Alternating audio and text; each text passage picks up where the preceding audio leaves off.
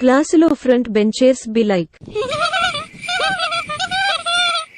అరే సాయిగా ముంగడ బెంచోళ్ళు చూర్రా ఎట్లా నవ్వుతారు. అరే అది క్లాస్ లీడర్ అని పొగర్రా దానికి. ఆవురా దాని సంగతి చెప్పాలి ఇక మనం. అవునరా దాని సంగతి చెప్పాలి. లంచ్ బెల్ కి దాని కంపాక్స్ ఎత్తుకోపోతారా నేను.